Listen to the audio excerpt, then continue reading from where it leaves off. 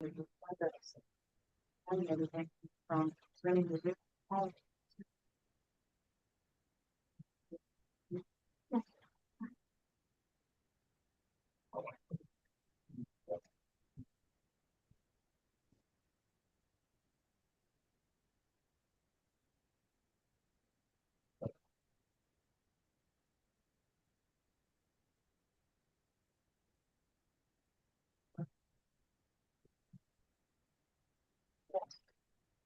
Yeah, 30,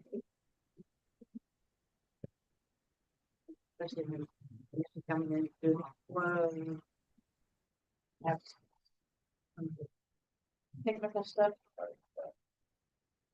It's good that we're not, Linda's really sick. Or she's got that cold and not going on.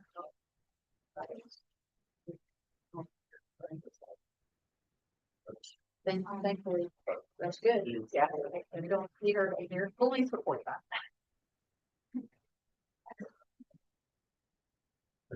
Or if I can be here for legs tonight, that's solid.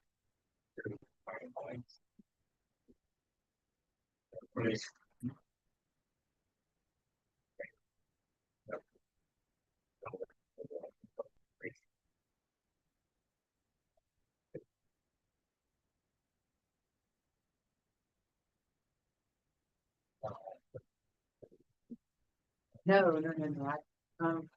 Don't wait.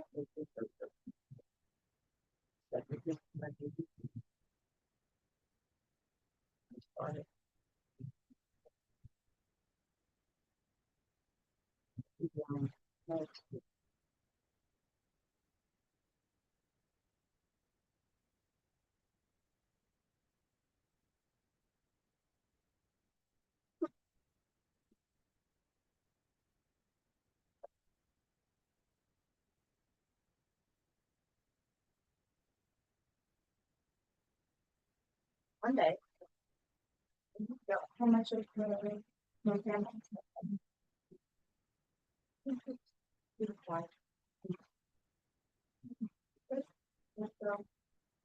Down the heart for me.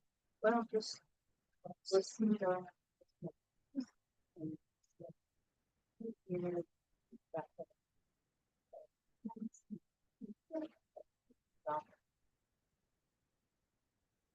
what that's not as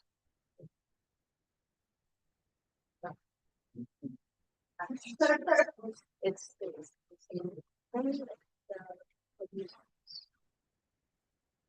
I feel very much in this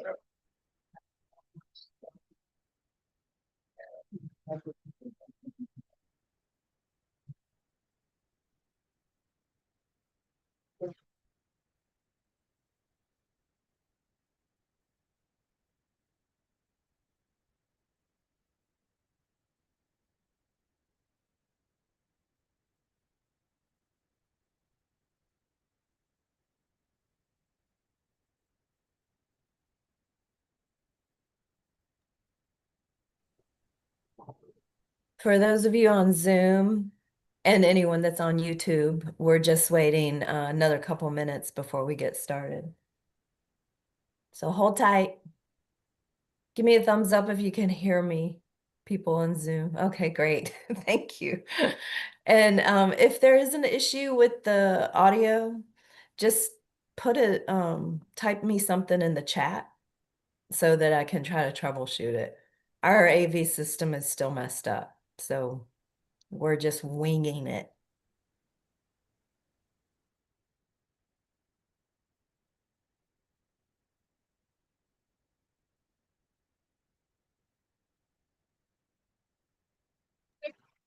Hi, Rainey. Hi, Linda. Hi, Yeah. Ian. Hi, Paul and Carmen. Are you still in North Carolina?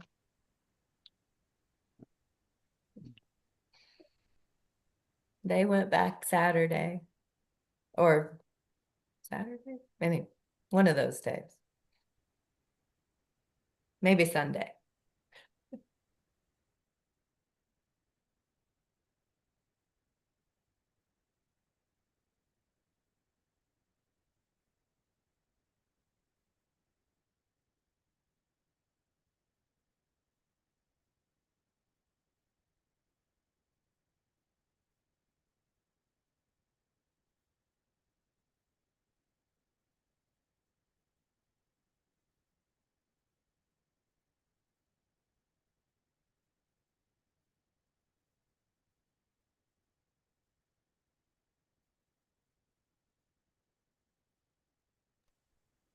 Hi, Jennifer. Hi, Ben.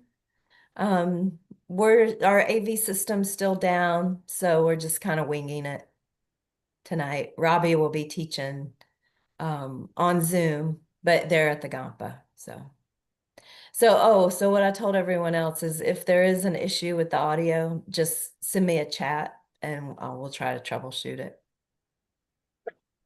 Thank you, Linda. Yes, we're going on to the one right. Yeah. Okay. Oh, Robbie, can you hear me? Yes, I can. Can you hear me? Yep. Very well. In the upper right-hand corner, there's view, and you can put it on gallery on your screen Okay. so that you can see everybody. Okay. Do I want to see everybody? Well, otherwise you'll be looking at yourself. Yeah. Okay. I'll definitely go for gallery. Yes. Big improvement. Okay. And I can pull prayers up from here, so just let me know. Okay. Okay. Let's see. Do I my got a minute or two? No, I don't need that. Thank you. Just the clock.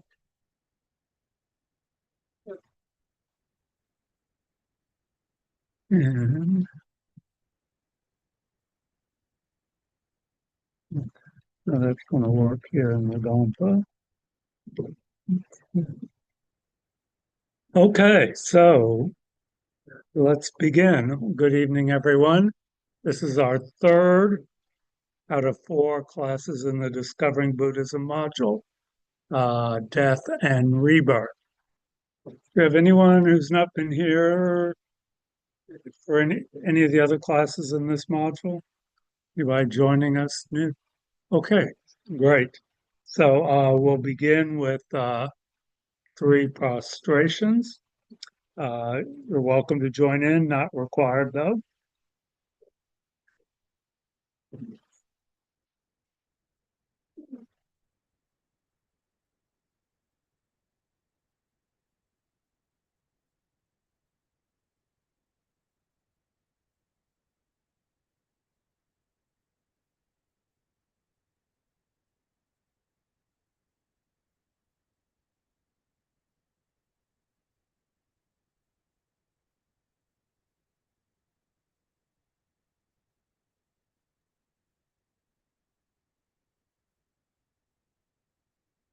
And now let's begin with some prayers. If you can bring those up, Linda, for Sure. those people who are not here in the Gampa. And Robbie, I just want Refuge? to make sure on your headset controls, did you slide the little thing to the green? Yes. Okay, Yeah. perfect. I can't tell on Zoom, so. So I'll do refuge and bodhicitta and the four immeasurables. Oops. Okay. There we have. Thank you. So we'll read the refuge and bodhicitta prayer together three times, and then the four immeasurables once. In the prayer book, it's on page 34.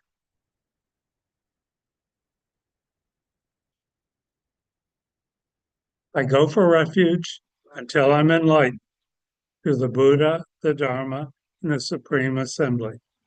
By my practice of giving and other perfections, may I become a Buddha to benefit all sentient beings. I go for refuge until I'm enlightened to the Buddha, the Dharma, and the Supreme Assembly. By my practice of giving and other perfections, may I become a Buddha to benefit all sentient beings. I go for refuge until I'm enlightened to the Buddha, the Dharma, and the Supreme Assembly. By my practice of giving and other perfections, I'm a Buddha to benefit all sentient beings. May all sentient beings have happiness and the causes of happiness. May all sentient beings be free from suffering and the causes of suffering. May all sentient beings be inseparable from the happiness that is free from suffering. May all sentient beings abide in equanimity. free from attachment for friends or hatred for enemies. And we'll begin with some meditation. So begin by establishing your posture. Back is a little bit straighter than you normally sit, whether you're on a cushion or in a chair. Head maybe just a couple degrees in front of the vertical. Eyes either lightly closed or slightly open. Lips lightly closed with the tongue on the hard palate behind the upper teeth. Shoulders down and back a little bit so your chest is open. Upper arms away from your torso. Right hand on left with thumbs touching. If you're in a chair, you're not leaning back, but you're seated straight with your feet flat on the floor. If you're on a cushion, you're sitting towards the front third of the cushion with your legs crossed in a position that you find comfortable. So just scan your body from the top of your head down to your toes. Identify any sources of tension or discomfort and address those now so they don't become a recurring refrain during the meditation.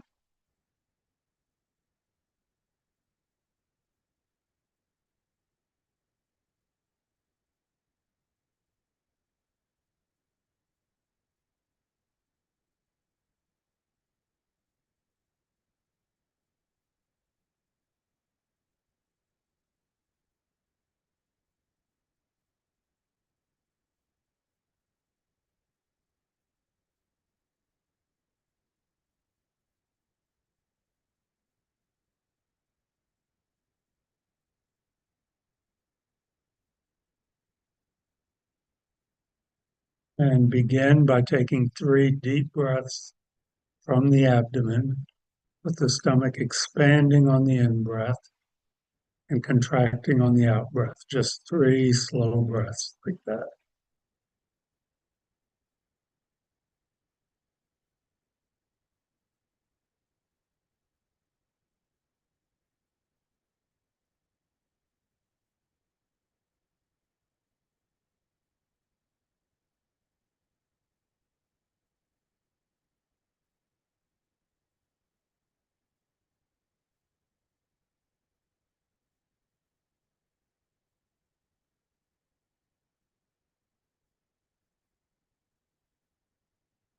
Now allow your breath to return to its normal pattern. And we begin the actual meditation by setting our motivation. The motivation that we helped establish in our brief prayers. The bodhicitta motivation, the wish to become enlightened so that we can be of benefit to all sentient beings. Ourself, our friends, those people we dislike, those beings that we don't even know, everyone, without exception.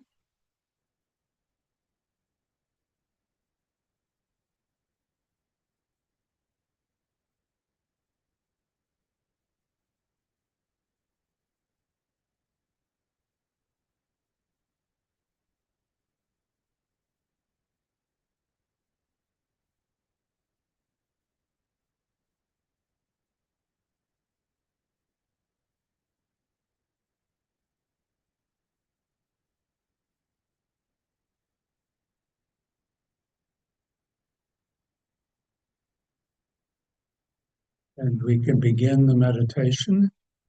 The chosen object is the physical sensation of the movement of the breath in and out through our nostrils. We place our concentration on that. Just the physical sensation of the movement of air, that tactile sensation. Consciousness on the movement of air. Nothing more than that. And we just stay with that. And when our consciousness wanders off to another object, we gently bring it back over and over again.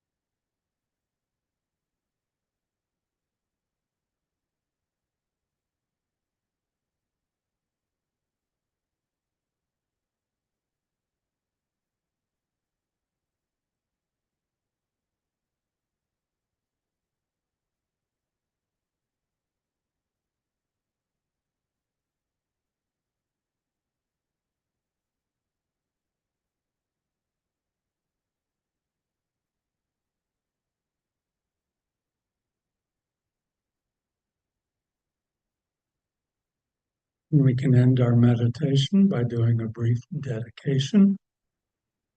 Acknowledge that we've done something a little bit out of the ordinary, that in a small way has made a positive imprint on our mental continuum. We think may that positive energy not be dissipated, but may it ripen in a way which benefits all sentient beings. And you can relax your concentration.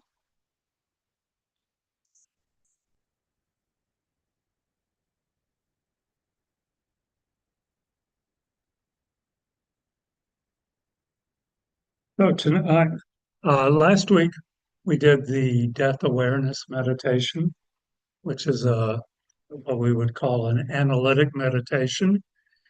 The three main points of that being death is definite, the time of death is uncertain, and the only thing that will benefit us at the time of death, at the actual moment of death, is our spiritual practice.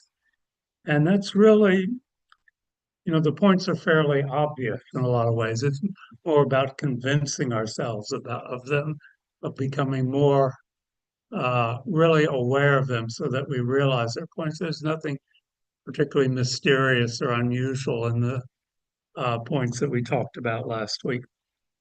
Tonight we're going to do the death dissolution meditation, which is an actual visualization of what happens at the time of death.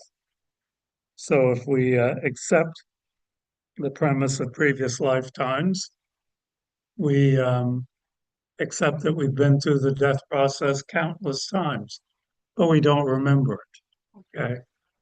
Or most of us don't. It was typically so traumatic and uncontrolled that it didn't stay in our memory. But great meditators do, it is said, remember going through the death process. And the Buddha, when he became enlightened, when he developed his qualities of wisdom and compassion completely, he was able to see all his previous lives and all the deaths that he had gone through. Because the mind of enlightened being is not limited by time or space. Time and space are physical phenomena, or to a certain degree. I don't know what you call time. And the mind is non-physical. So if it's trained, it can pervade all space and all time. So the Buddha described what happened at the moment of death. And he said, I think it would be to your benefit to rehearse this because it is something that you're going to go through. You are going to be called to perform this. So you might as well become familiar with it. So what he gave us was a very detailed description of the death process. And as I said, this is a meditation that His Holiness the Dalai Lama considers so crucial. He's 90 years old, but he's been doing it since he was a young man, multiple times a day. It's that key to his ultimate spiritual practice that he does it every day. So just to refresh, what's the definition of death according to the Buddhist view of the world?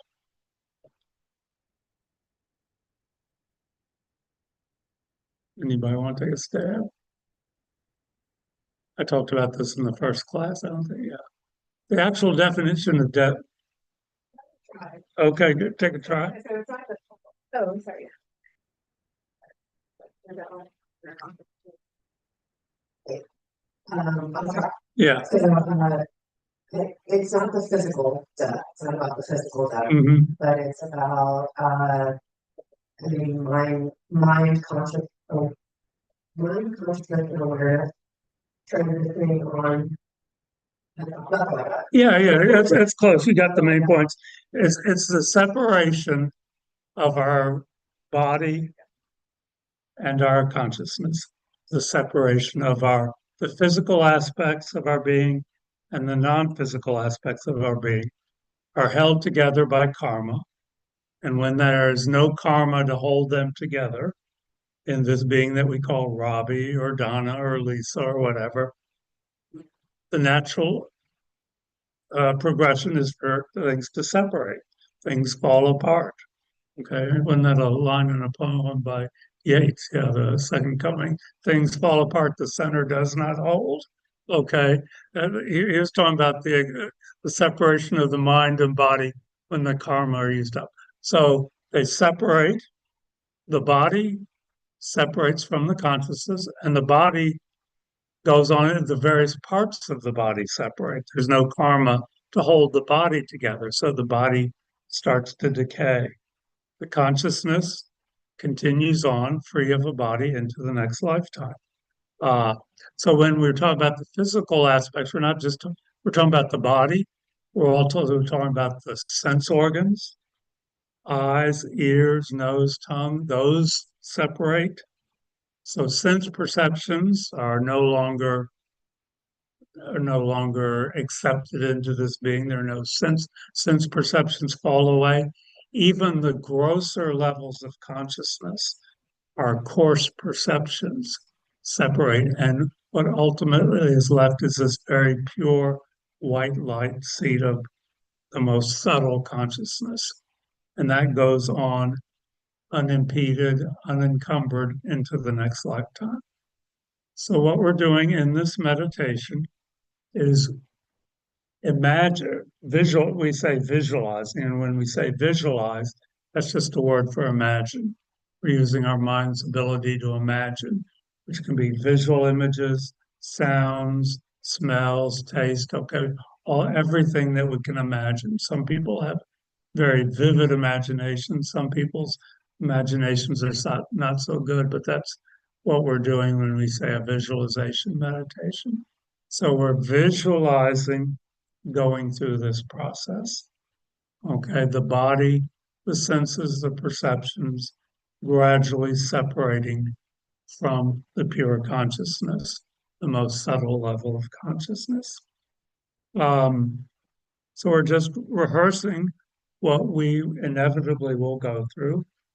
In the meditation, it's done in a very calm, naturally progressive sort of way. You know, it's as if we were dying in bed or something. That's kind of the way the visualization is set up. But even if we die a very violent death in a car crash or from a gunshot, our conscious that we go through the same process, but it may be much more rushed, much more upsetting. So we especially need to be prepared for dying in those situations, because those are that's when we go through and we don't realize what's going on. So the stages that we go through occur every time we die, okay, regardless of what our death situation may be. So that's why we need to rehearse over and over again. And one thing that's interesting is that this is one meditation where there are actually some benefits to do it lying down. Okay, people always ask me if they can meditate lying down, and this is one meditation where it says there's probably some benefit to doing it lying down. So we'll go through it this evening. It's a fairly long meditation. If anybody wants to lie down on the floor, you're welcome to do so. If you do that, you should have your head towards the altar, or if you're at home, towards any Buddha image that you may have. You don't want to do it with your feet pointed towards the Buddha, but you want your head closest to the statue image of the Buddha. It's actually said the most beneficial way to practice this in what's called the sleeping lion posture, which is the posture that the Buddha assumed when he died in this lifetime 2,500 years ago, which means lying on your right side with your head propped on your right arm, and let's see, and your left arm is stretched along your side. You'll see lots of statues of this of the Buddha, and he's not actually sleeping as he's sometimes referred to. He's actually going through the death process. But it's a fairly long meditation, so you're going to be putting a lot of pressure on that arm. So I don't know if anybody wants to assume that tonight. Okay. Robbie, Rainey has a question. Go ahead, Rainey. Yeah, Yeah. Robbie, just a very quick question before we get started. The scientist in me came to life for just a second when we're talking about the direction of the meditation. And the question from the scientist in me is, how do we know that it makes a difference which way our head or our foot is facing during this meditation? I don't think I can give you is- any evidence to support that. I'm just giving you the party line, so to speak. Okay. It comes from teachers who I consider reliable. I'll say that. Okay. All right. Okay. Who've been right on a lot of other Yeah. things. But I don't think at least for most of us at this stage, I don't think we can test that against our own experience. Okay. But it's good to be questioning about that. Like Okay. that. Thank you. Thank you, Robbie. Okay, so I would like to do the meditation now. Like I said, it's going to be fairly long, probably close to 30 minutes. So if people want to stand up and wiggle for a moment before we jump in, that'll be fine. Make sure you've got the position that you want. Maybe a couple people will go lie down.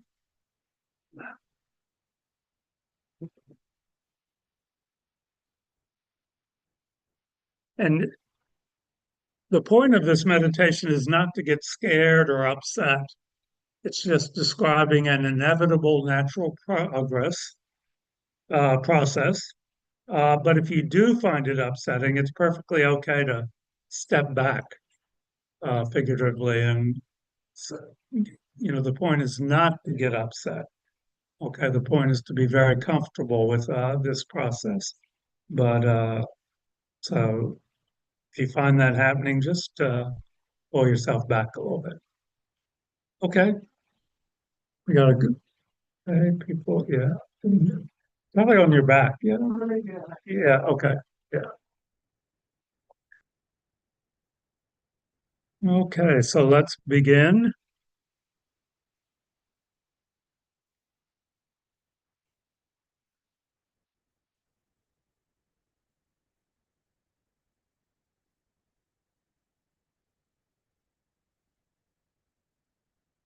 So take a moment, set your motivation for doing this meditation.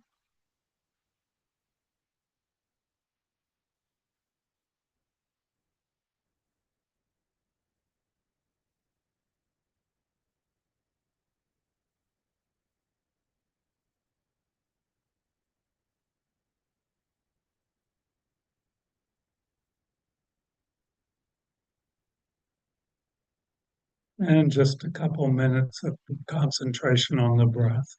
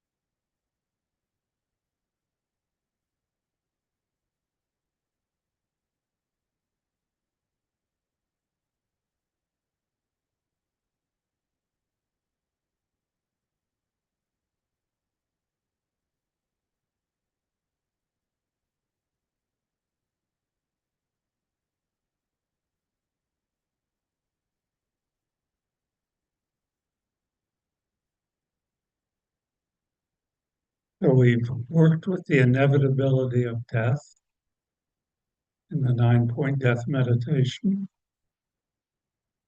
And now that we're going to visualize, imagine that we are actually going through the death process. Our body is separating from our consciousness. The karma that holds them together is used up. We imagine that we're lying on a bed at home, dying.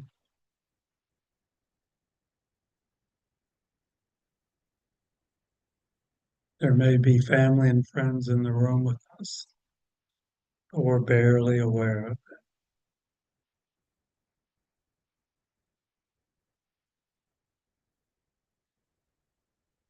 Our body is starting to feel very weak.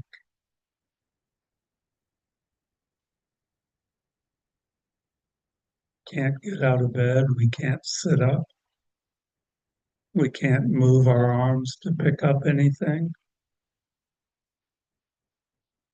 We have no energy to do anything.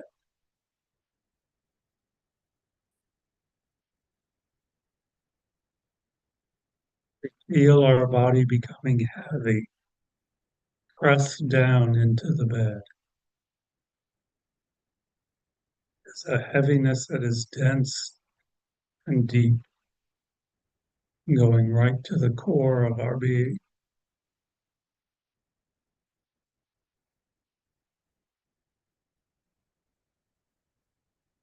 We feel like we are being pressed down into the bed.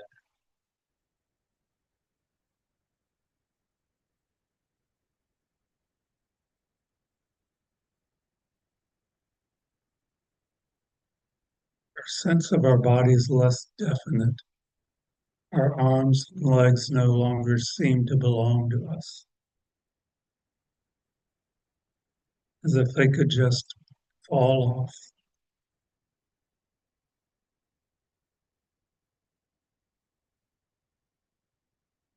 We can't really distinguish between our body and the bed that we're lying on.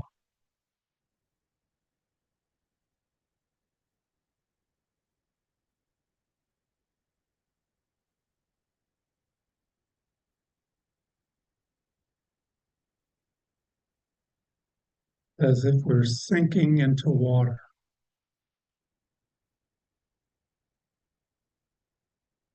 sinking and becoming weaker and weaker.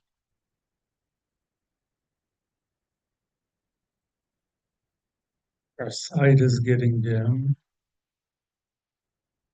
Even opening and closing our eyes is hard to do. Sounds become muffled. It's as if we're separating from the outside world.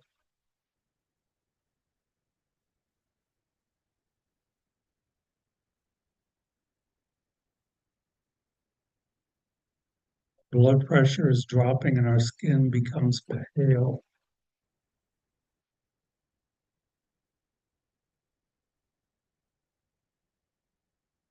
We have no interest in what's going on in the outside world, in the room around us.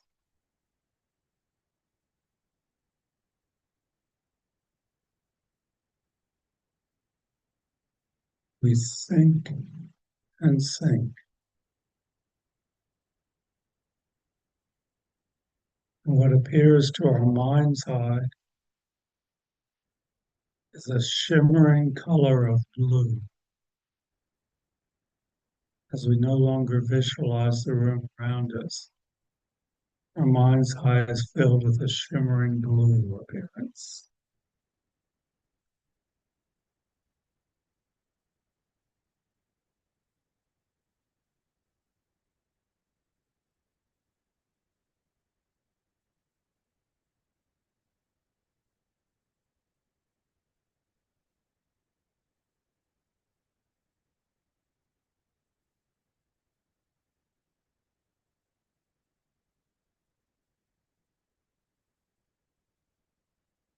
This is the dissolution of the body and of our connections to the outside world. The body is not me and does not continue.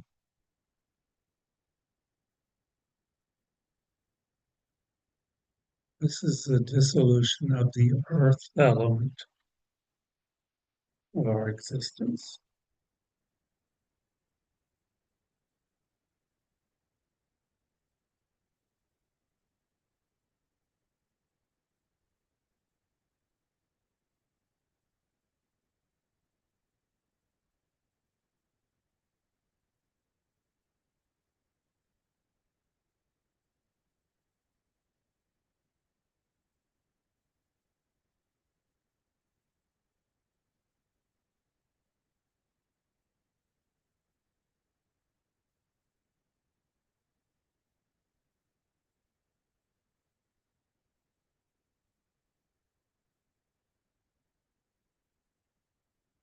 Feel our body dissolving. Our hearing is almost completely gone. We sink into an undifferentiated state of mind.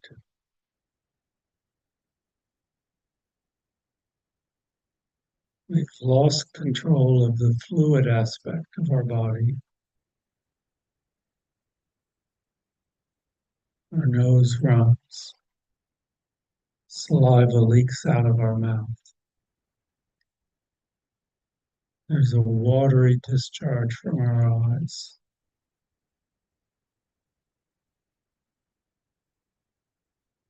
Our skin is clammy. All the fluid aspect is leaving the body.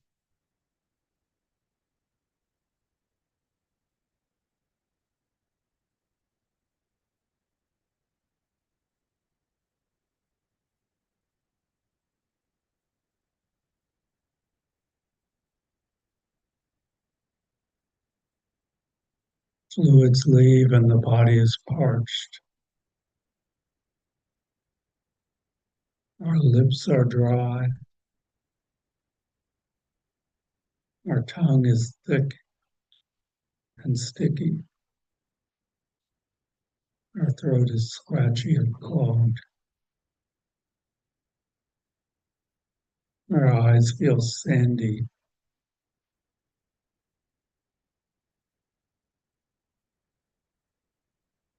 We have an unquenchable thirst.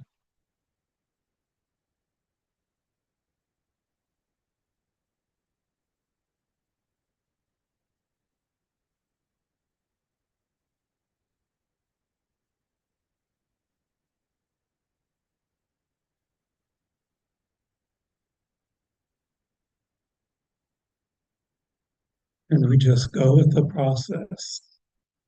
We let go of the fluid aspect, the element of water of our being.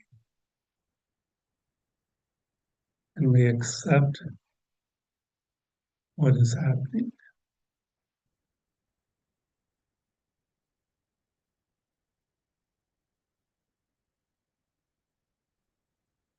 Mind is fuzzy or hazy.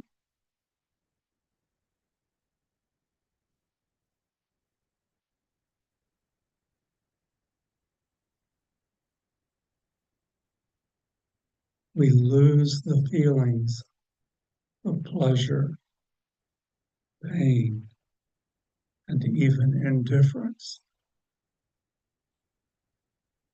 All that goes away. Liking, not caring. It's no longer part of our mental continuum.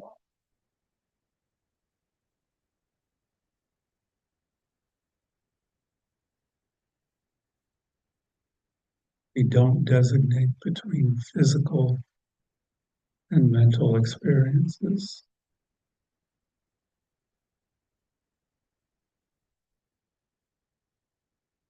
What appears to our mind's eye is swirling smoke as feelings separate, and we just see swirling smoke.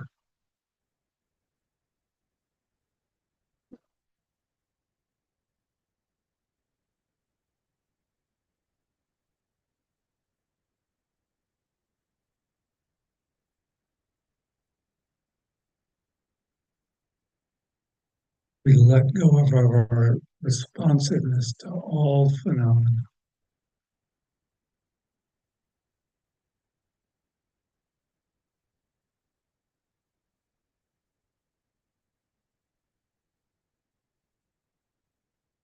So the water element of our being dissolves, disappears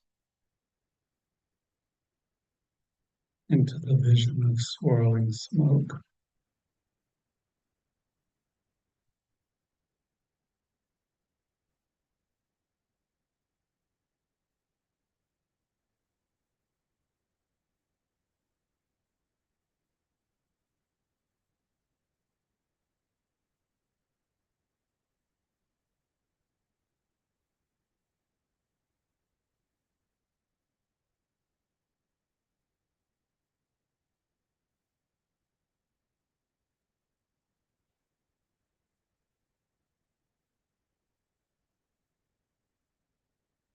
Now, as the fire element of our body begins to dissolve or separate, we begin to get cool, to feel cool.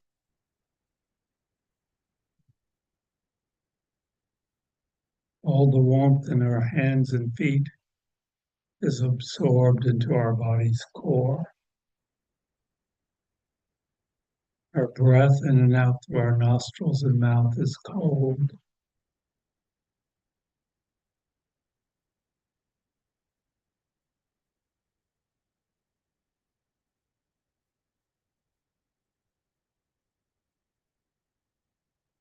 Mouth, nose, and throat and eyes dry up even more as the fire element of our body begins to dissolve.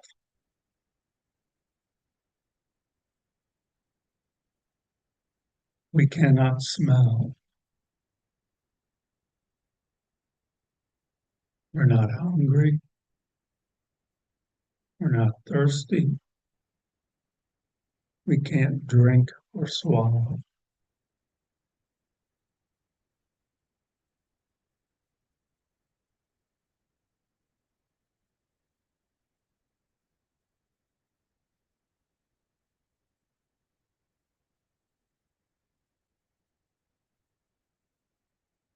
Our in-breath is weaker, and our out-breath is more prolonged.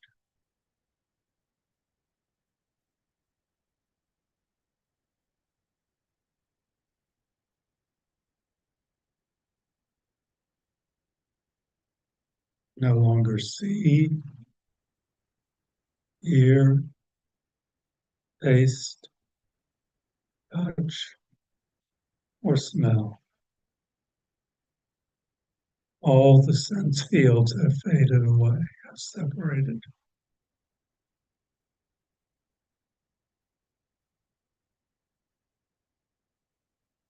We can't remember even the names of our friends and loved ones.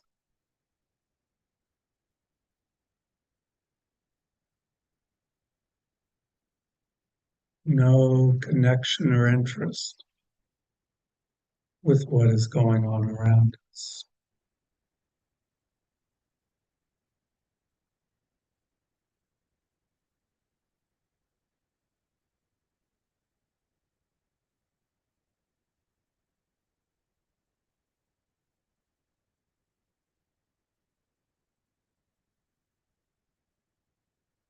What appears to our mind's eye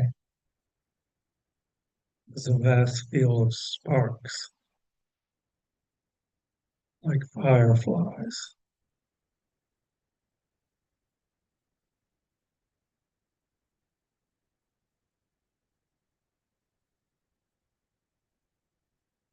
Shimmering sparks fill our mind's eye.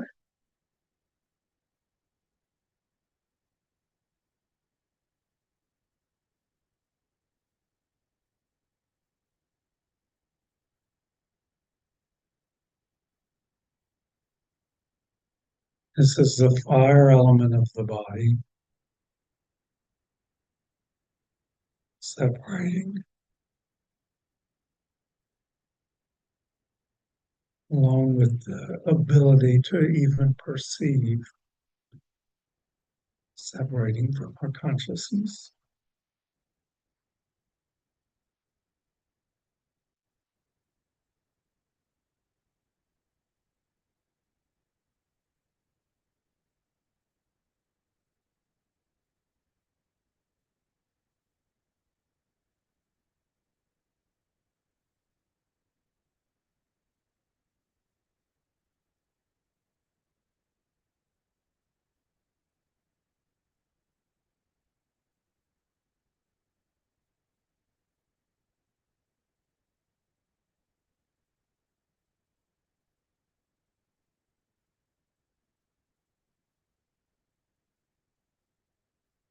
At this point, we've given up any sense of volition.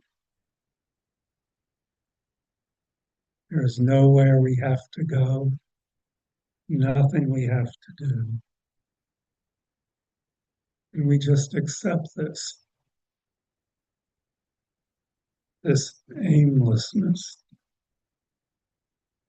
We are free of all pressures to do something.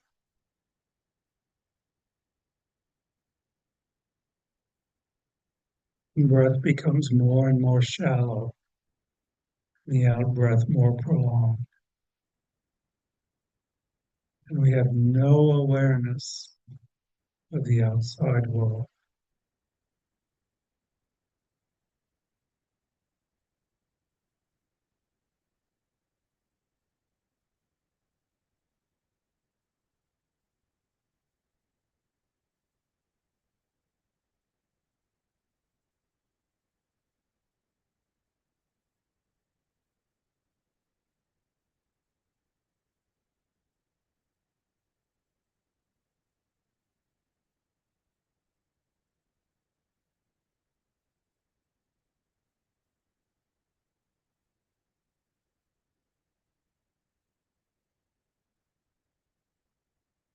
As the air element of our being separates, it's said that it's our mind's eye is filled with jewel-like images of who we were in this lifetime.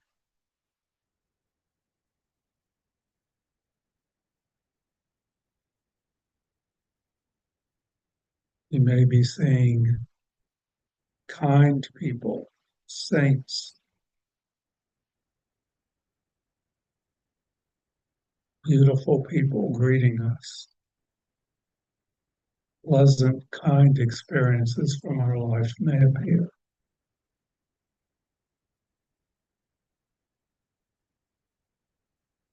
We may see images of hurting people, of acting selfishly, or those who have been cruel to us. Don't identify with any of these images, the pleasant ones or the unpleasant ones. Just observe them and let them be.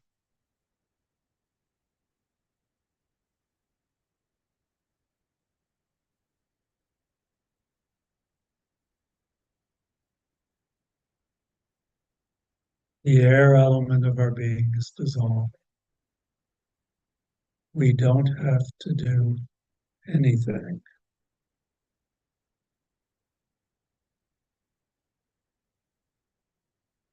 We let go of everything.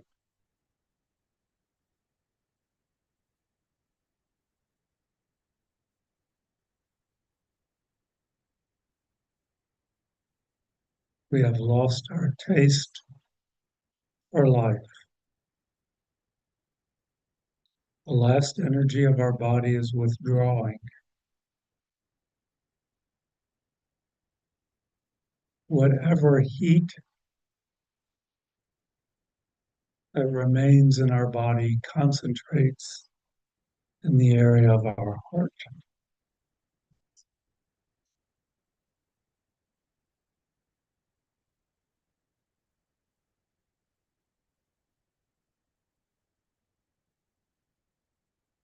Let's roll upward. No intellect is present.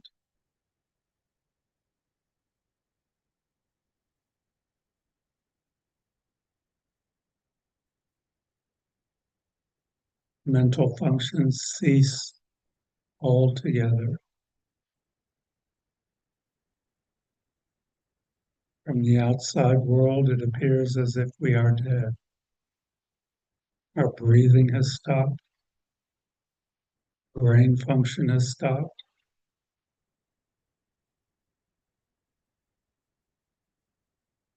We are in a state of emptiness. Surrender to it. Experience it. This is the wind element of our body dissolving into space.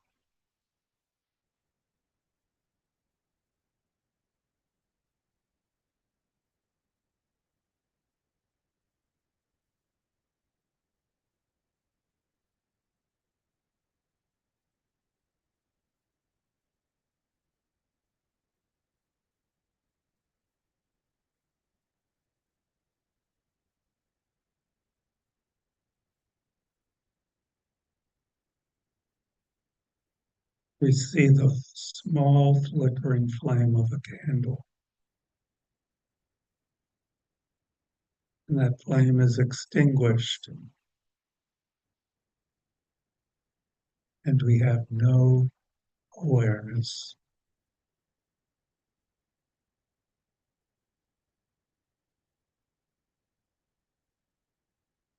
Just direct experience.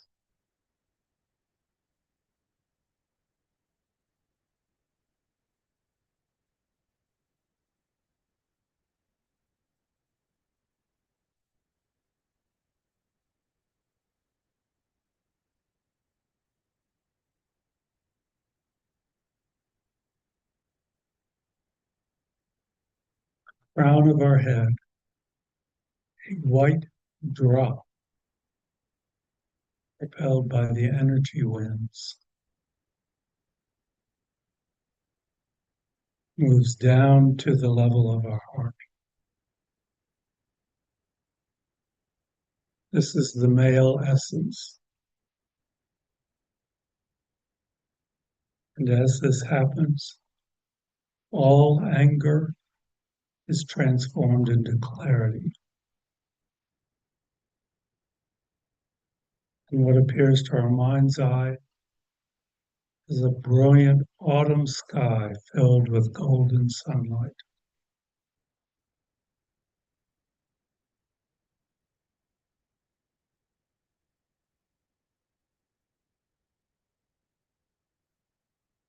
Now a red drop from the base of our spine is propelled upward to the level of the heart.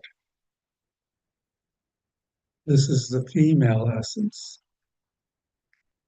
and all desire is transformed into profound bliss.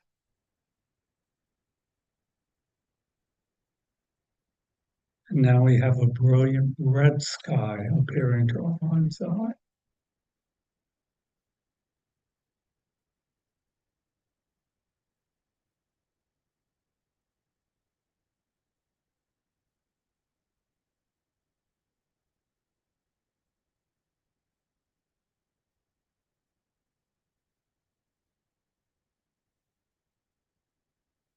The red and white drops meet in the heart. You are now freed from the conceptual mind, and thick darkness like a dark autumn sky appears as you dissolve into unconsciousness.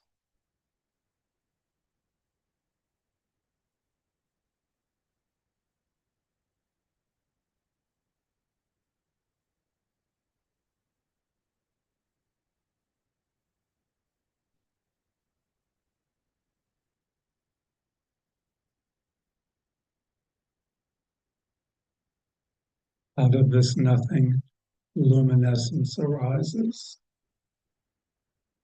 You are one with a perfectly clear morning sky, free of sunlight, moonlight, and darkness.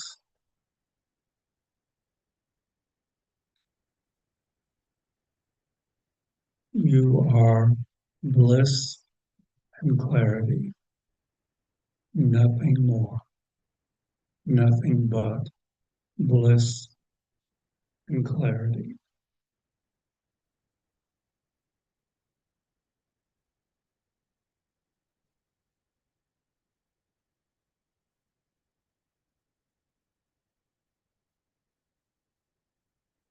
Clear light of mind is liberated.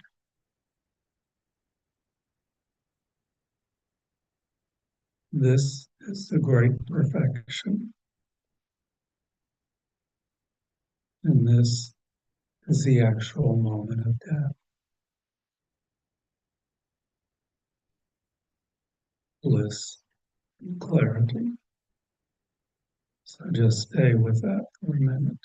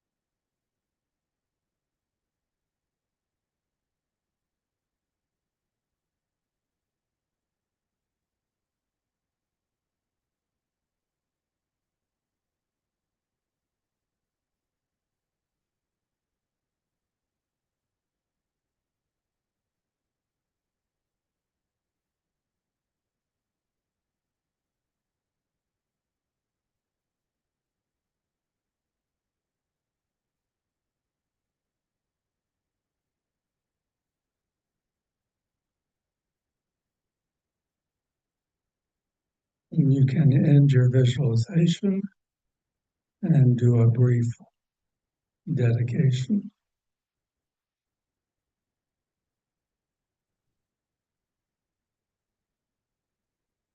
And relax your concentration.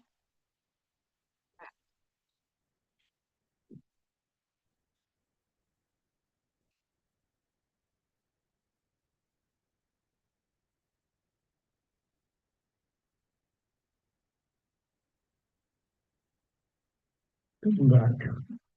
We didn't lose anybody, did we?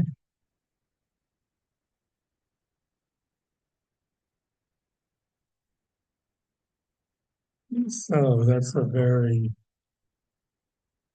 brief version of what the Buddha described as happening at the moment of death, something that we've gone through over and over and over again.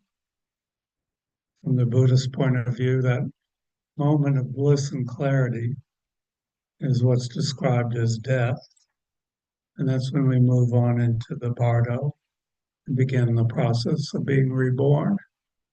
Uh, we'll talk about the bardo some next week, but frequently we're not prepared for that, and that we just zoom through it and we completely miss that experience of bliss and clarity rather than taking advantage of it. So that's a brief taste of enlightenment. Okay, the mind that is perfectly compassionate and completely wise. Okay, so everything else has fallen away. All the karma, all the glue that held everything together, our body and its various parts, our sense perceptions, even our sense of who we are, our personality, all of that has been shed. We have that union of clarity and bliss. That's all that's left. So the Buddha said it behooves you to be aware of it and understand the process and take advantage of it. Any questions or comments? The four elements, water, fire, air, and wind. Earth, Earth, okay. water, fire, and air. Yeah, the four elements dissolve. The body dissolves. We have these appearances of various visions, loss of our senses. You can. I don't have a chart of this with me tonight, but you can on the web you can find lots of versions of this meditation, and they'll chart it out what happens at each stage, which body element, which sense element, which visual element goes to in each stage. This is not a secret teaching or anything. It's in lots of places on the internet. Do you know a good source for this, Don, in particular? I actually got a copy of it before we came over that it was bring with me, so I can. Okay. Which, do you know whose version that was? You know, the one I was using tonight was from Lipton Children's. Yeah, that'd be a great source. Anything with Jeffrey Hopkins' name on it is, he's reliable. Yeah. Okay. Any other questions or comments? Robbie, Paul or Carmen has a question on Zoom. Okay, Paul and Carmen. Where are y'all tonight? Where are y'all tonight? Colorado. Back in Colorado. Okay. Two quick questions. Nature, is there any problem, anything different if you want to do it out in nature? And pain, how do you deal with pain? Like there's a lot of pain in the illness or whatever. Yeah. How do you deal with pain? If that's why, well, that's why we should practice it, okay? So we can do it even when our death is not peaceful, okay? When it's a very painful death. If we have a very painful death, it's going to be more difficult to stay focused on what's happening. Yeah, certainly pain is an incredible distraction. Yeah, so that's why practicing as much as possible is said to be the best thing to do. Okay. For dealing with a painful death is to be prepared, have a mind that can still do this, even in the face of great pain. And then what was the first part of your question? I was getting a little interfered. What do you do out in nature? Yeah, I mean, there's no reason you couldn't do it lying outside, practice some meditation, and your senses dissolve and you become less connected with what's the world that's around you. Yeah. Mhm. In fact, it may be beneficial to practice doing this in a situation where there are distractions. Yeah, if you have a headache, okay, so I'm going to practice my death dissolution meditation. I can't say that I do that, but instead of reaching for the Advil, maybe say, this is good practice for death dissolution. Yeah. I have a question, comment here in the room. Yeah. Um, I'm just coming back. Yeah. Okay, so when we're doing, not practicing, but when we're actually going through it, like when we're dying, Mhm. we're practicing it over and over. Is it meant to, at the time of death, the intentional things that we're allowing, we're bringing to mind, or is this actually what will happen? These are things that will happen. Okay, they're going to happen. We don't have to visualize them. This is what will actually happen. That's what we're told. Okay, But the point of practicing is so that we're present when it does happen. so we're prepared. We're not It's scared. Okay, we're not grasping at things that we know are going to dissolve. That we're not pushing the experience away, so that our mind stays peaceful as these things happen to us. That's it. So preparation is not to memorize each one of these steps. That's to be Mhm. present. Yeah. That's Yeah. Mhm. Yeah. Did you want to say something? Oh, okay. Okay.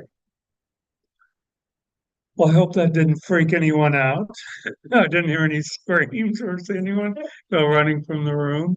Like I say, you can find multiple versions of this on the web, and maybe Donna, you could bring or email it to me, and I'll make copies and bring them next week. Okay. So people have a rest, but there are lots of versions on the internet, and so it's good meditation to do. We'll touch on it briefly next week, and then we'll talk about what happens to white light, this white light of bliss and clarity. What happens as it enters into the bardo and the process to some degree starts to go in reverse. Things accumulate onto the consciousness. This is a separation. Then as we go into the bardo, things start to accumulate. Okay. So thank you, everyone. Have a good week. And I'll see you next week for our last class in this module. Anything coming up, Linda, at Kadampa Center this coming week that people should be aware of? There's on Saturday, we have, and I don't know if everyone in the Gampa can hear me, but on Saturday from 10 to 11, we have White Tara sadhana practice with one of the guests. White Tower practice Saturday morning from 10 to 11. And And there's then there's no, like, you don't have to have had the initiation or anything. Anybody can come. Open to everyone. And then Sunday after the teachings, we're having our monthly potluck, which is Yes. always a lot of fun. Yeah. Yep. And Okay. lots of information on the website. Of course, Venerable Rabina's coming in July, so you can find her schedule there. Okay, and Venerable Rabina coming in July. Okay, thank you, everyone. Okay, thank you, Robbie. Yeah. Mhm. Thank you. Bye, everyone online. Thanks, Robbie. Bye, Thanks, Linda. Linda. Bye. Bye, Linda.